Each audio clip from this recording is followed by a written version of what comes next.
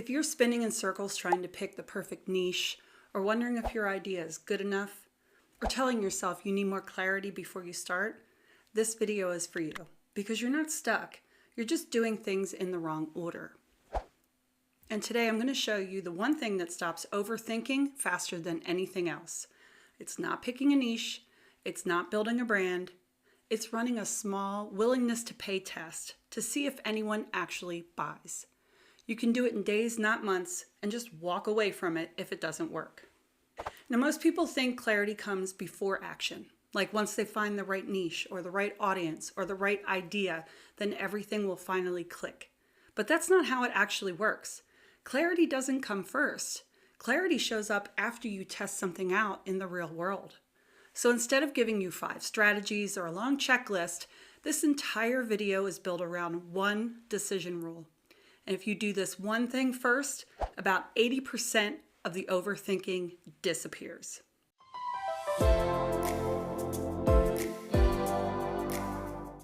Now, quick pause. If you like calm, step-by-step advice like this, especially if you're building on nights and weekends like me, subscribe so you can find your way back here because I post videos like this every week so you can keep making progress without burning out.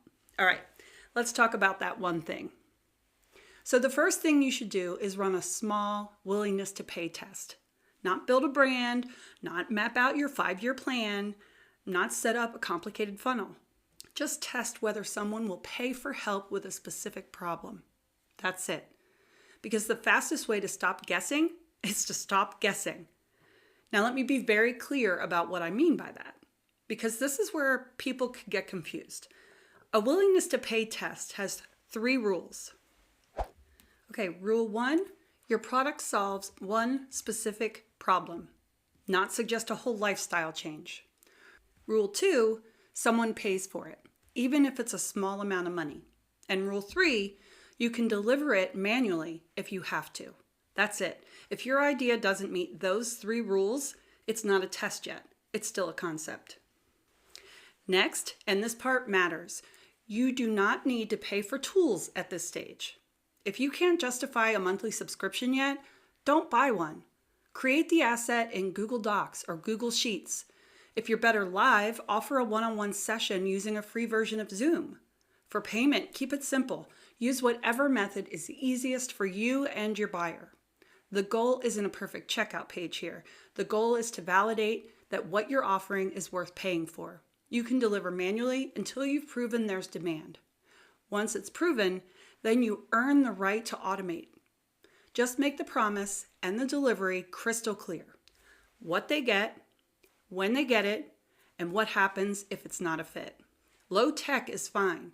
Low trust is not. Now, let me walk you through this with a real example. All right, let's say you have an idea to help people clean up their email inbox.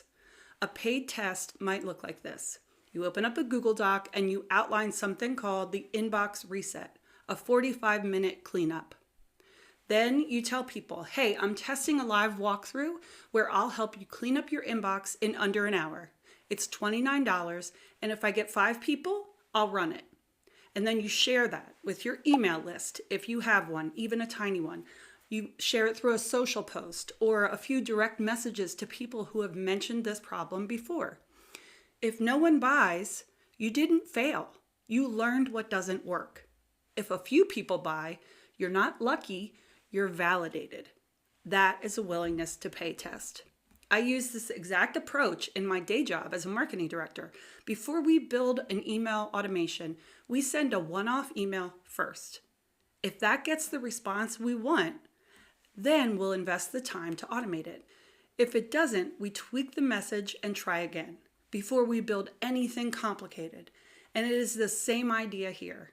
Test it manually first, learn what works, then you earn the automation. Now, this is where I want to gently challenge something that you hear all the time. People say, I just need to find my niche. But a niche is abstract. An offer is concrete. Okay, so if you keep spinning around picking your niche, flip the script. Create your offer first, and then ask yourself, who would be thrilled to buy this? That one shift alone can move you from theory to real traction, and it can save you weeks of binging how to pick a niche videos. If you're still stuck at the idea stage, I have a free resource that helps you with exactly that. It's called 10 Digital Products That You Can Create This Weekend, and it's designed to lower the bar and help you spot ideas that are easy to test. You'll find the link down in the description. Now, once you have a testable offer, the next mistake people make is overbuilding it. You don't need an all-in-one platform. You need 3 things. First, you need a way to get paid. That can be PayPal, Stripe, Venmo, even an invoice link if that's what you've got to work with. Second is a way to deliver the thing.